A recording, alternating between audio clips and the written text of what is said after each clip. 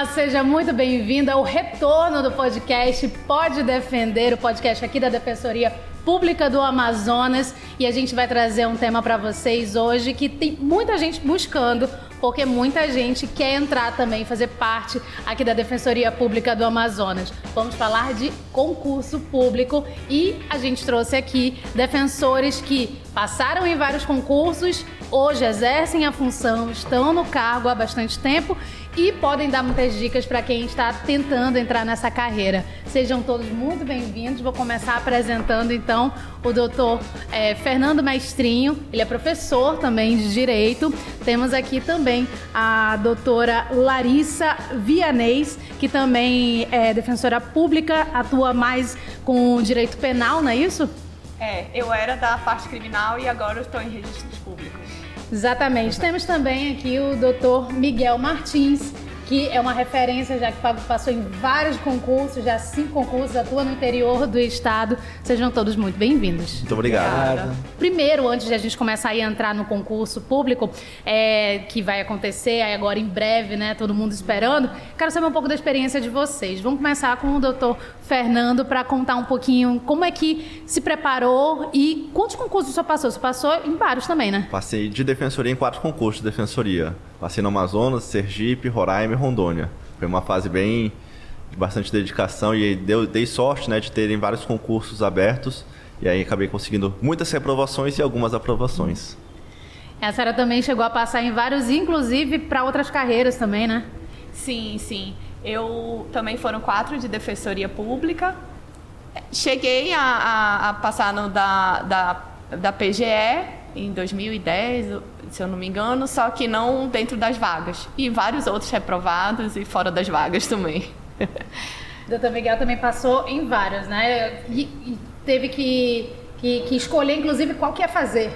Passei em vários, mas reprovei muito mais, a verdade é essa. Eu tive a oportunidade de passar em Alagoas, Pernambuco, Bahia, Mato Grosso do Sul e aqui no Amazonas. E na época também estava fazendo concurso concomitantemente era a Defensoria do Pará, mas marcaram a prova oral de tribuna da prova da Defensoria do Pará no mesmo dia da Defensoria do Amazonas, e eu acho que escolhi muito bem e fiquei aqui pelo Amazonas. Porque tem muito disso, né? No mundo dos concursos públicos, os concursos acabam acontecendo ali mais ou menos na mesma época, tem que escolher, e aí vocês escolhem de que forma, que critério que se usa para escolher? Não, eu vou lá, eu acho que eu estou mais preparado para isso, o edital desse, como é que vocês fazem isso? Depende muito da fase, eu acho também. Às vezes, por exemplo, eu conheci de uma primeira fase de um concurso com a prova oral de outro concurso. Então, isso eu acho que é um critério bem interessante de o candidato verificar se ele já está mais avançado numa prova em detrimento de outra prova. Isso, verdade. E às vezes pela localidade também, né? A minha prioridade era Amazonas, continuar, né, perto da família. Então, eu sempre dava prioridade para os concursos daqui. E de fora, eu dava prioridade nisso que o doutor Mestrinho falou, dependendo da fase, né, do concurso, onde estava mais avançado, então... Porque normalmente os concursos eles têm mais ou menos a mesma estrutura, principalmente para a carreira, né, que a gente está falando, 4 fases, e aí tem que ir passando, enfim. Como é que vocês estudam, como é que vocês se prepararam? Vamos começar assim, né? Como é que vocês se prepararam para cada fase? Tem uma ênfase a mais em alguma dessas fases?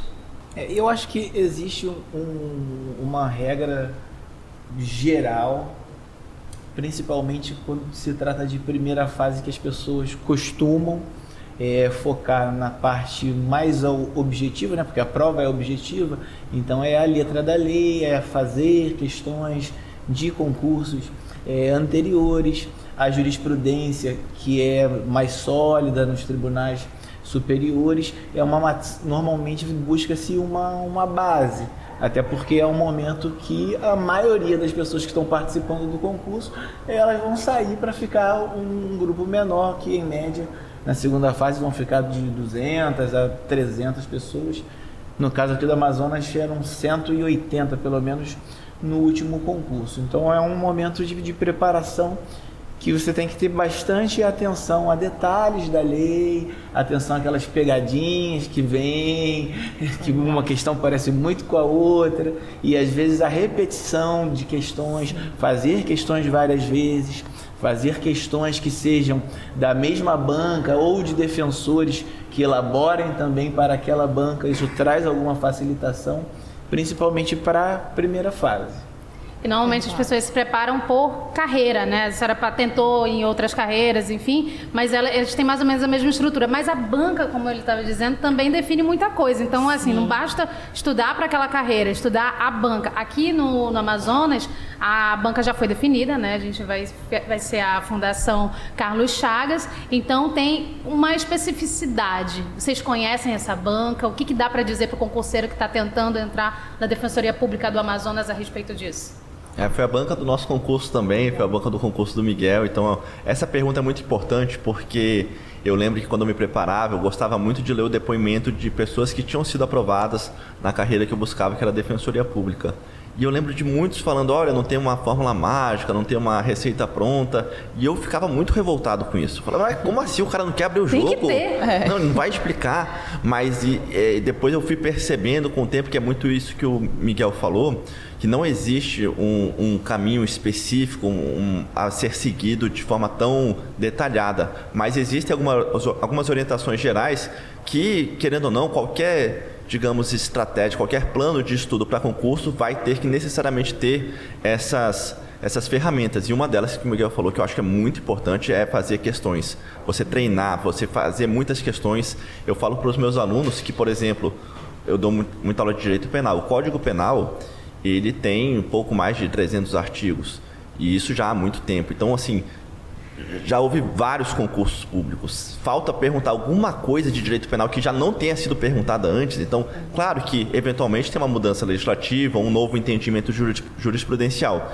Mas uma coisa que abrange muito uma estratégia eficaz é fazer muitas questões, porque, invariavelmente, elas se repetem, mesmo entre os concursos que a gente ia fazendo. Tenho certeza que o Miguel e a Larissa vão lembrar de a gente fazendo um concurso e pegar a questão repetida dentro dos concursos que a gente fazia. É verdade.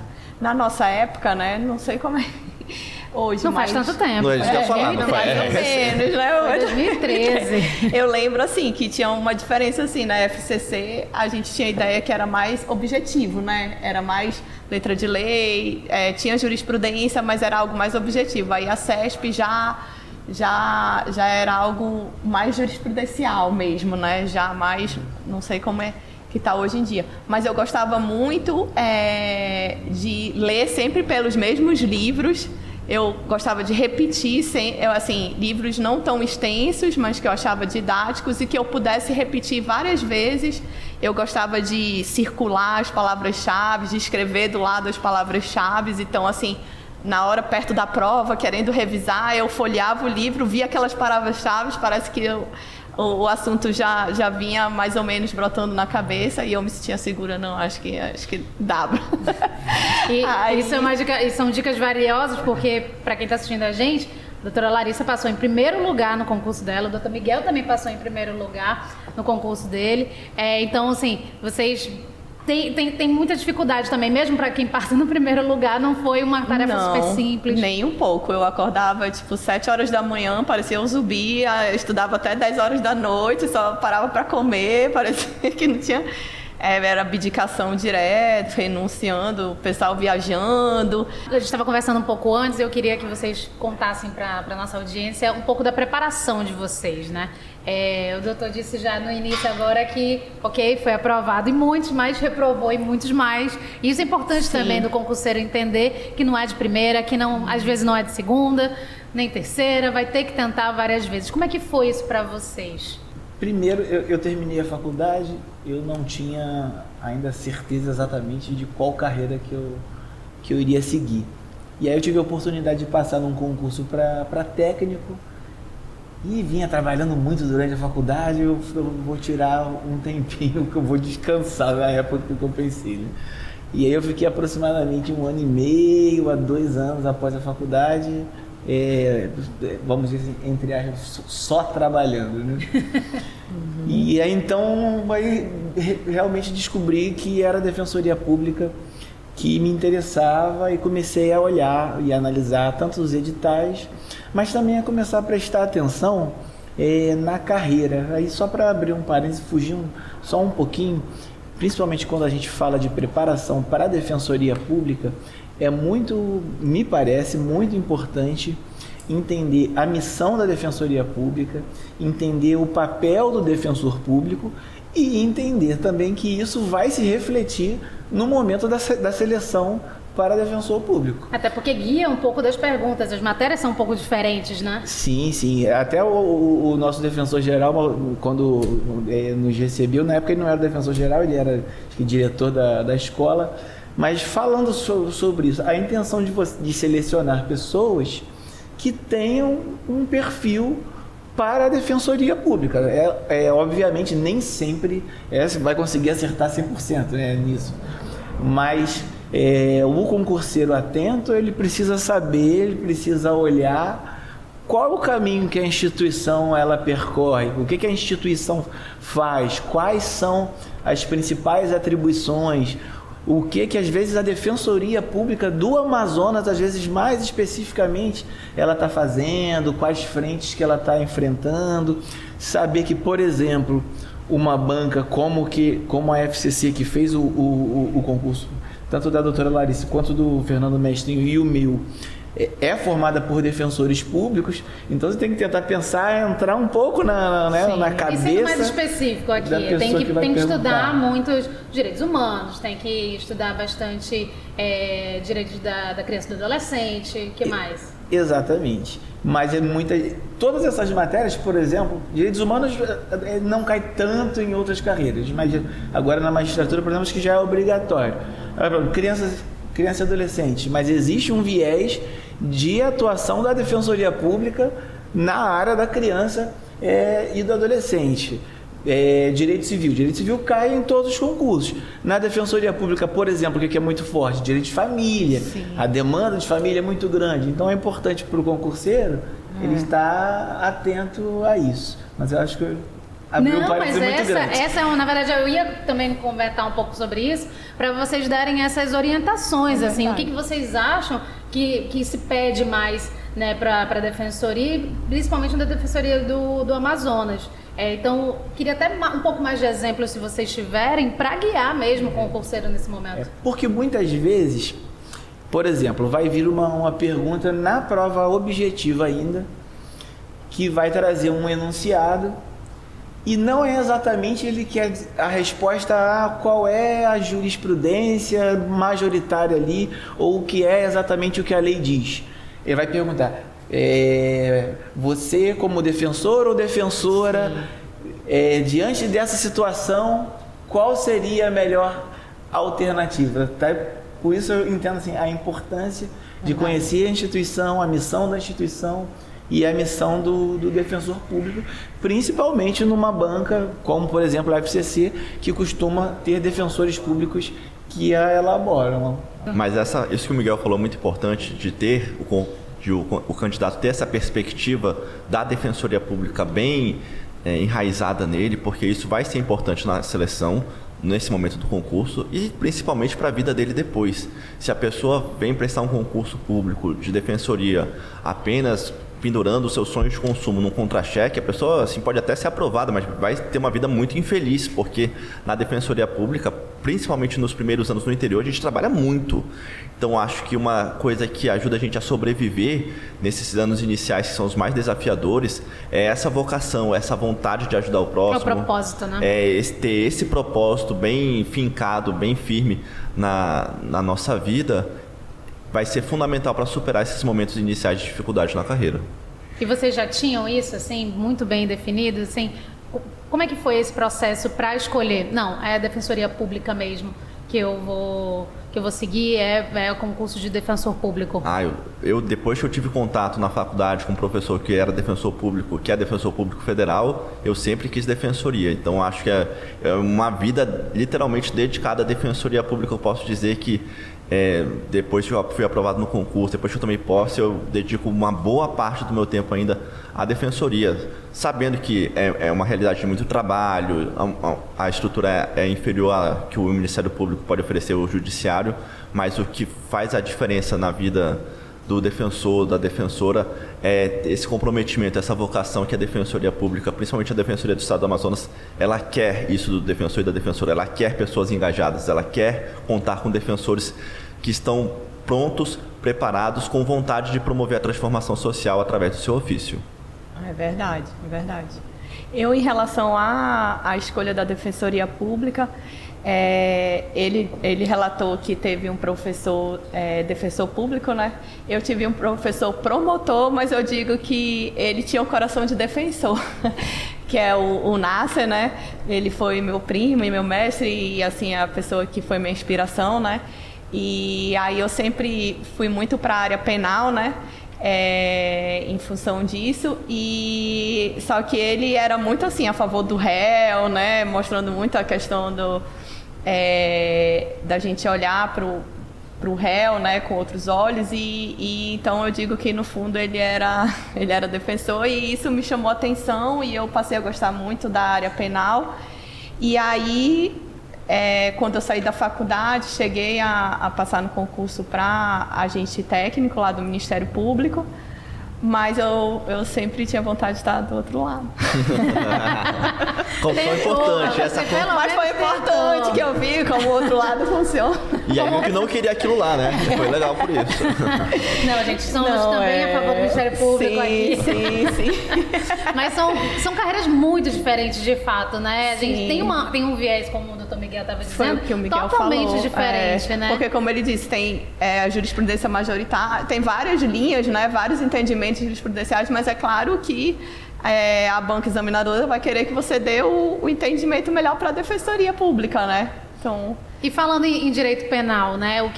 Como é que é essa preparação para concurso? O que se cobra mais? O que talvez aqui para a Defensoria Pública faça mais sentido dar uma focada nessa parte dos estudos? Olha, recentemente a gente tem visto uma atuação muito importante das defensorias públicas brasileiras nos tribunais superiores. Então, a Defensoria Pública Brasileira foi quem, digamos assim, foi a pioneira em levar algumas teses que acabaram sendo encampadas pelos tribunais superiores e que, portanto, são assuntos bastante candentes, bastante relevantes, não só no aspecto teórico, mas principalmente no aspecto prático. Então, por exemplo, a questão da jurisprudência do STJ, ao reconhecer nulidades de violações de domicílio, quando a polícia ingressa num domicílio sem mandado judicial, ou, por exemplo, falhas no reconhecimento fotográfico. Então, são temas de direito penal, direito processual penal, muito importantes, muito atuais, mas a principal dica é que foram capitaneados pela Defensoria Pública Brasileira. Então, a Defensoria Pública de Santa Catarina foi quem impetrou o habeas corpus, que levou ao entendimento firmado pelo STJ acerca da nulidade do reconhecimento fotográfico quando ele não obedece às formalidades do artigo 226 do Código de Processo Penal, por exemplo. Então, em matéria de penal, processo penal, sem dúvida, esses temas que foram capitaneados pela Defensoria Pública Brasileira na atuação perante os tribunais superiores são dicas quentes assim que podem ser cobradas aí nos próximos concursos. Uma ótima orientação, olha. Já fica aí a dica para o concurseiro. Tem uma outra matéria que vocês acham que assim é interessante que o concurseiro pegue ali e realmente dê uma atenção a mais? Com certeza, direitos humanos, principalmente direitos humanos, nós trabalhamos, né? Uma das nossas funções é trabalhar e defender grupos vulneráveis. E grupos vulneráveis com determinadas especificidades, e cada grupo tem muitas vezes uma lei própria, um microsistema próprio de defesa. Então é muito importante conhecer o direito das pessoas com deficiência e conhecer o direito das pessoas negras, quilombolas, indígenas, sobre as comunidades indígenas, porque são temas muito relevantes dentro da nossa atuação no direito da criança e do adolescente também. as crianças e adolescentes, tanto as que estão em situação de risco, quanto no que diz respeito ao direito de família, em relação às disputas de guarda e alimentos, que são temas também que são muito quentes para as provas e também porque são temas do nosso dia a dia. É que o concurseiro vai ver muito na teoria e depois vai ter de encarar na prática, que a gente tem uma atuação muito interessante, né? Principalmente os colegas que chegaram mais recentemente, estão uma atuação muito forte no interior com comunidades indígenas. Então, esses temas, além de terem um aspecto prático muito relevante, sem dúvida nenhuma, essa importância que tem no aspecto prático vai se refletir na hora do examinador cobrar isso dos concurseiros. Acho tudo muito interessante, acho muito bonito vocês falando assim do que é o propósito do defensor de buscar esse tipo de direito para pessoas de fato mais vulneráveis, né, na sociedade. E aí, infelizmente, a gente já está caminhando mais ou menos ali para o final, e aí eu gostaria de que vocês falassem um pouco sobre a própria experiência de vocês como defensor. O que de fato é ser defensor público para vocês? Como é que vocês têm encarado essa carreira, esses anos, né, sendo membro da Defensoria Pública? Olha, eu posso dizer que ser defensor público para mim é um privilégio. É a oportunidade de uma vida, é um sonho que se realiza a cada dia nesse contato com o assistido, nesse contato com a população vulnerável, e a gente aprende muito com eles. Então é sempre muito, o defensor tem que estar sempre disposto a estar próximo da pessoa que ele vai atender, do seu assistido, da sua assistida. Eu até brinco assim que nas audiências de custódia, às vezes tem algumas disposições em algumas salas de custódia que fica um plástico ali, um painel de vidro separando às vezes uma parte da outra. Eu gosto de ficar do lado do meu assistido. Então acho que isso é muito importante, né? Essa oportunidade que a gente tem na Defensoria Pública de efetivamente transformar a vida das pessoas, de assegurar direitos a uma pessoa que já tinha ido em vários lugares e teve a porta fechada em outros lugares. Então a Defensoria Pública ser a última esperança ali e lutar para garantir o direito dessas pessoas que mais precisam, mais vulneráveis. Eu até brinco que assim, é uma missão quase que bíblica, é uma missão bíblica, assim, você literalmente atrás defender os vulneráveis, defender os pobres. O grande privilégio, o grande mérito da Defensoria Pública. Eu vi uma coisa parecida agora recentemente, a gente estava entrevistando, eu não vou lembrar qual foi o defensor que me falou isso, mas que conversou com um pastor, e aí o pastor foi olhar, né, o que era a Defensoria, né, dar uma lida e falou assim, não, vocês na verdade estão aqui pregando o evangelho. É quase isso, né? Porque de fato, né, prestando esse serviço para a população. Para a senhora, doutora, o que é ser defensora pública? É um sonho realizado mesmo? Sim, com certeza.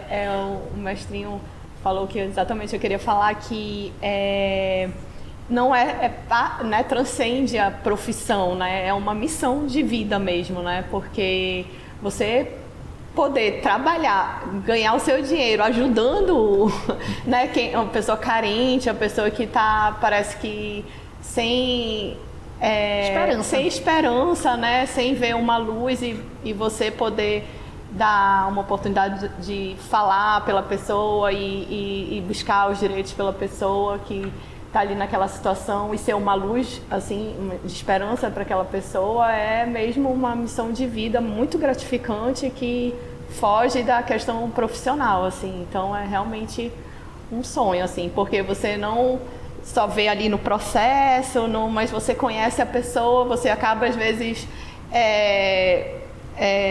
sabendo um pouco da história da pessoa, né? Então não é só um processo, um papel, é a vida realmente que está muito próxima da gente, né? Que a gente é que dá a entrada, então a gente que conhece, a gente que... Então acho que é muito diferente, assim, é realmente uma profissão especial.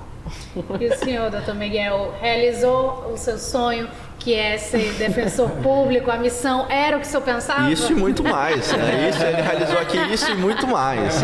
Porque os colegas que depois forem aprovados vão saber do que eu estou falando depois. Ajuda muito aqui para vocês conhecerem essas pessoas. Não, e ainda acaba que se apaixona de vez em quando aí. Que foi meu caso, né? Brincadeira da parte, mas realmente é uma realização de um sonho. Não tenho como dizer diferente do que o mestrinho e a Larice disseram.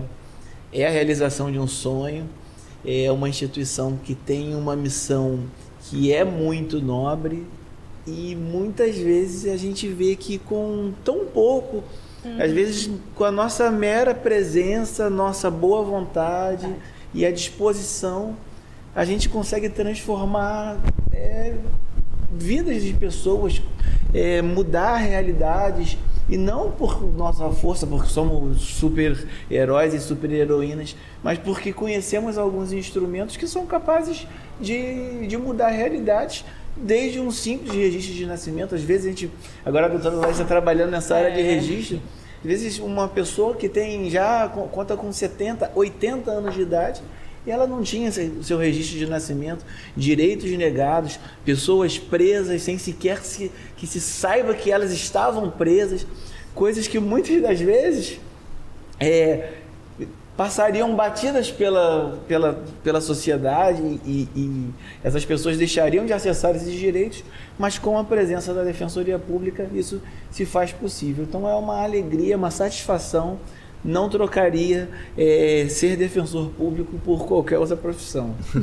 Tamires, essa parte que o Miguel e a Larissa falaram é muito interessante, esse contato próximo com a sociedade, com a população. Isso na filosofia seria como se fosse um aspecto, uma filosofia materialista, que se contrapõe com a filosofia idealista. O que eu quero dizer com isso? Que na Defensoria a gente tem a oportunidade de ver as relações concretas, como elas efetivamente ocorrem, as relações sociais, a prática concreta das instituições, porque, por exemplo, na lei de execução penal, que regula como que vai ser o cumprimento de pena das pessoas que foram condenadas por crimes, o artigo 1º dessa lei diz que ela é destinada a promover a harmônica ressocialização do apenado. Assim, isso parece uma piada de mau gosto. Então, assim, a grande utopia, isso não existe. Assim, então, assim, quando a gente está lendo isso, meu Deus, nossa, harmônica, que bonita. E quando a gente vai ver a prática concreta, é completamente diferente, é um absurdo, assim, é algo medieval. Então, na Defensoria Pública, esse contato, essa proximidade faz com que a gente tenha esse brio para tentar transformar essa realidade, para tentar fazer com que essa realidade fria,